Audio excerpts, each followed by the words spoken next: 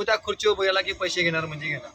ग्रामसेवकच्या पुढे जाते कुठं इंजिनियरला पैसा घेणार म्हणजे घेणार. त्यानंतर घेतोय कोण पैसा बीडीओ पैसे घेणार म्हणजे घेणार. समजा एखाद्या मंजुरीला पैसे मागत असले तर ग्रामसेवक मागणी करतो 15,000ची.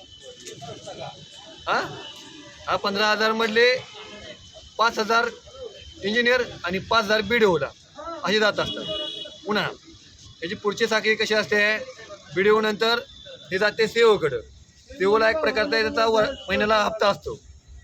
सीओ नंतर जातो कलेक्टरकडं, कलेक्टरचा देखील हप्ता असतो आणि कलेक्टरच्या नंतर एक हप्ता असतो ते पालकमंत्र्याला. ही एक साखळी ठरलेली आहे. या साखळीला कुणी तोडू शकत नाही. कुठलंही शासन येऊ द्यात, मी एकच शासनाचं नाव घेत नाही.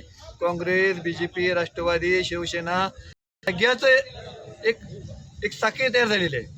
या साखळीतून शेतकरी अडकतो, सर्वसामान्य अडकतो, भरतला जातो. पैसे घेऊन देखील कामं होत नाही. एखाद्या अधिकाऱ्याने जर पैसे घेतले तर तो दुसऱ्या दिवशी अधिकारी बदलून जातो. पुन्हा त्या शेतकऱ्याने किंवा त्या सामान्य पुन्हा जात मागायची काम कसं पूर्ण करायचं, अशी साखळी चालत गेलेली आहे. ते कुठलेही डिपार्टमेंट असो, ही एकच डिपार्टमेंट नाही, मी शासकीय डिपार्टमेंट हे सगळे पैसे घेतात. त्याला भ्रष्टाचार रोखण्यासाठी, आवाज उठवण्यासाठी खूप मोठा लढा उचलला पाहिजे. त्या प्रकारे अण्णा हजारेने लढा उचलला होता. काही प्रमाणात त्यांनी सुरुवात केली होती, परंतु शेवट त्याच्याने करणं झालं नाही. त्याची कारणं आम्हाला माहीत नाहीत, एवढा मोठा मी बी नाही. त्यामुळे माझं म्हणणं आहे की याच्यावर लक्ष द्यावं. पैसे खावं पण काम म्हणणं काय, पैसे खावं काम गरीबाला सारखं येऊ देऊ नये.